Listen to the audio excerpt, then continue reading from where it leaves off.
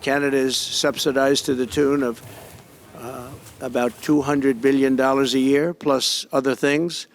They don't essentially have a military. They have a very small military. They rely on our military. It's all fine, but, they got to pay for that.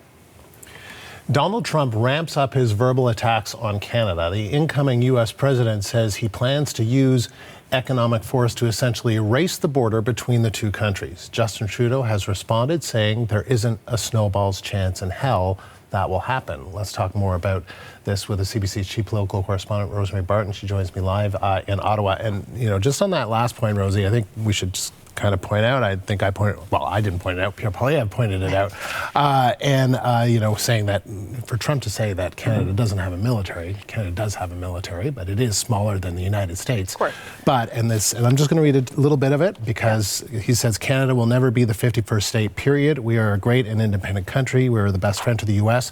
We spent billions of dollars and hundreds of lives helping Americans retaliate against Al-Qaeda's 9/11 attacks. And of course, and he goes on to say other things, but I think that point should be, or Pierre Poilievre thinks that point should be underscored, right? In terms of after 9/11, when the U.S., not Iraq, but when the U.S. went into Afghanistan, Canada was stationed in the Kandahar region, in one of the most dangerous areas of Afghanistan, and 160 plus Canadians lost their lives there. So there's that.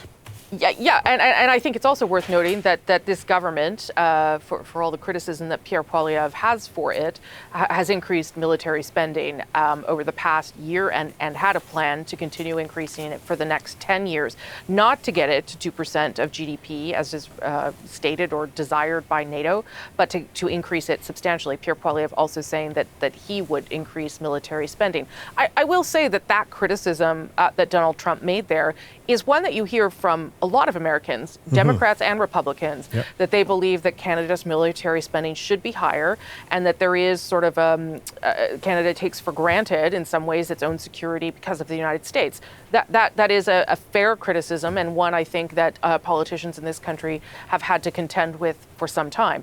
It's the other stuff that I think is less fair and makes a lot less sense to me. So tell me about that. Tell me about the other stuff. Yeah, I think that Donald Trump is wildly underplaying the reciprocity of the relationship between Canada and the United States. $3.5 billion worth of goods and services every day across that border. Canada is still the largest foreign supplier of energy to the United States, energy being oil, electricity, and other sources of energy.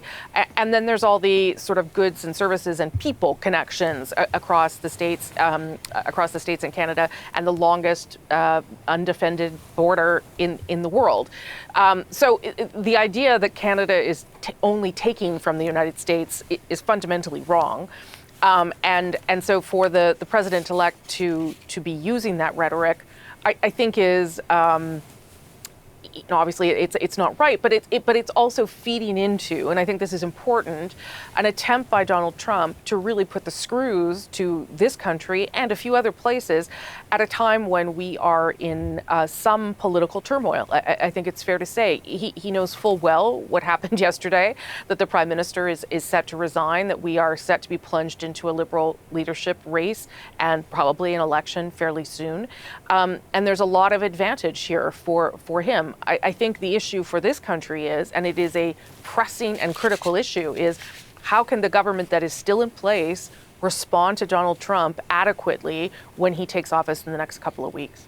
I mean, that's the key question, right? Because, sure. I mean, you look at, and Andrew Coyne on that issue, he has posted today basically saying, this is an attack on Canada. Like, this is, I don't know how you want to characterize it, or this goes, it feels like, in terms of if we look at the few minutes that he spoke in that news conference today, this is sort of beyond the threat of the 25% tariff, which would be quite devastating, many people have said, to this country's economy. This kind of goes to another level, it would seem.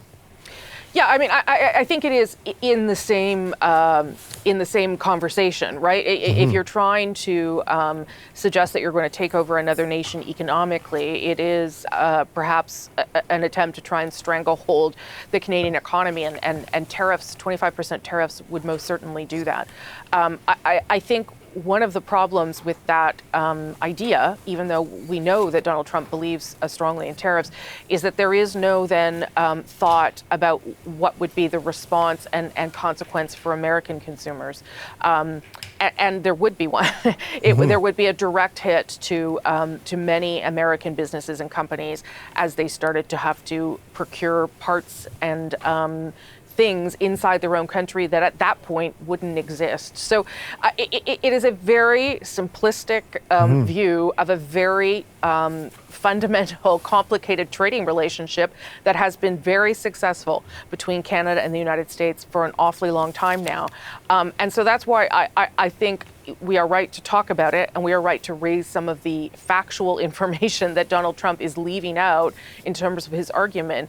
But I think we also have to remember that this is a president-elect who is positioning himself in a particular way to try and negotiate the best outcome for his country. What we have to do as a country is find a way to respond to that. And as you say, because of the situation we find ourselves in, that is potentially problematic. And I think that we've heard from Pierre Poilievre and we've heard from Jagmeet Singh too now on Twitter or on X, saying that we need to come up with a strategy to respond to that. And that is indeed, I think, what will be the focus of Prime Minister Trudeau's office now in the coming months, because there are only a few months left for him. And so, yeah, what is the latest on that? Because we're trying to figure out who is leading that charge. You know, I mean, we've certainly seen Doug Ford go on cable news in the United States, and other premiers, but he's the leader of the Council of the Federation right now. So maybe that's the appropriate premier to be doing that. But who is kind of leading? I think Canadians are kind of wondering: is anyone really leading this fight back against these threats from Trump?